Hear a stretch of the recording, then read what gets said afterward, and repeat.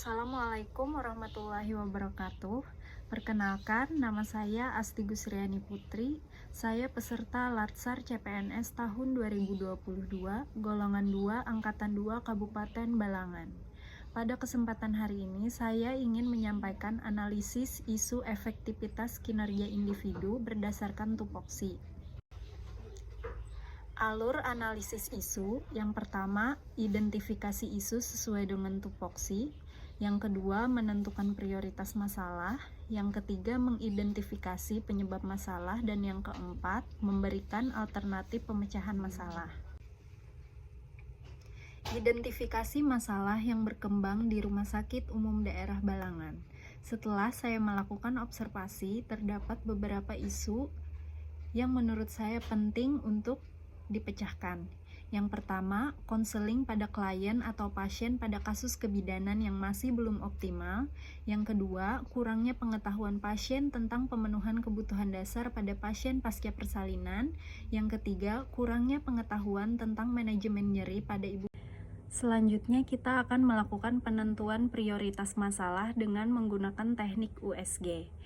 Teknik USG memiliki skor paling rendah 1 dan skor paling tinggi adalah 5. Bisa kita lihat pada isu nomor 1, U-nya bernilai 2, S-nya bernilai 3, dan G-nya bernilai 4. Totalnya adalah 9. Sedangkan pada isu nomor 2, U-nya bernilai 4, S-nya bernilai 4, dan G-nya juga bernilai 4. Totalnya adalah 12. Pada isu nomor 3, U-nya bernilai 3, S-nya bernilai 4, dan G-nya juga bernilai 4. Setelah itu, pada kolom prioritas bisa kita lihat nilainya yang paling tinggi itu merupakan masalah yang perlu kita pecahkan terlebih dahulu. Selanjutnya di sini terdapat diagram fishbone. Diagram fishbone adalah diagram yang berbentuk tulang ikan yang digunakan untuk menggambarkan suatu hubungan sebab akibat dari suatu permasalahan. Di sini permasalahannya adalah kurangnya pengetahuan pasien tentang pemenuhan kebutuhan dasar pada pasien pasca persalinan.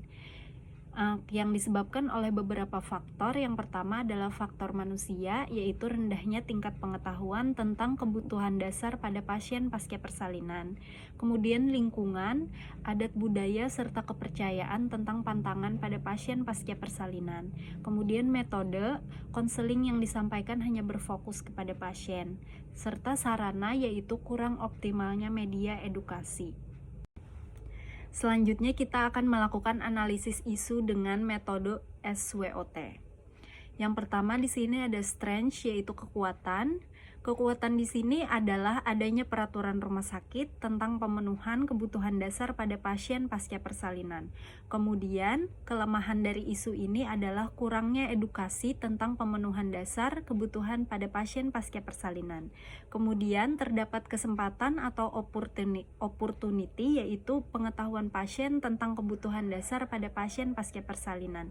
Kemudian, threat atau ancaman, meningkatnya ketidaktahuan pasien tentang kebutuhan dasar pasca persalinan. Kemudian selanjutnya adalah rekomendasi alternatif pemecahan masalah.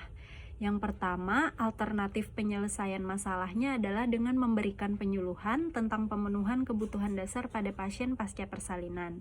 Kemudian setelah itu ada tahapan setiap alternatif, yaitu membuat media penyuluhan berupa brosur ataupun leaflet.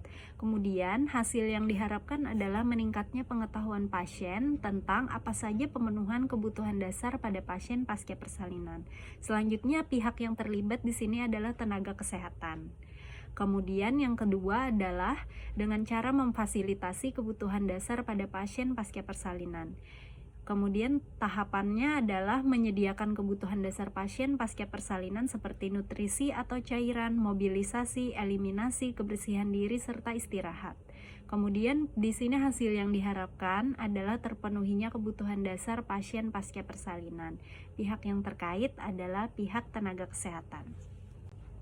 Sekian, itu saja yang dapat saya sampaikan. Terima kasih, semoga bermanfaat. Wassalamualaikum warahmatullahi wabarakatuh.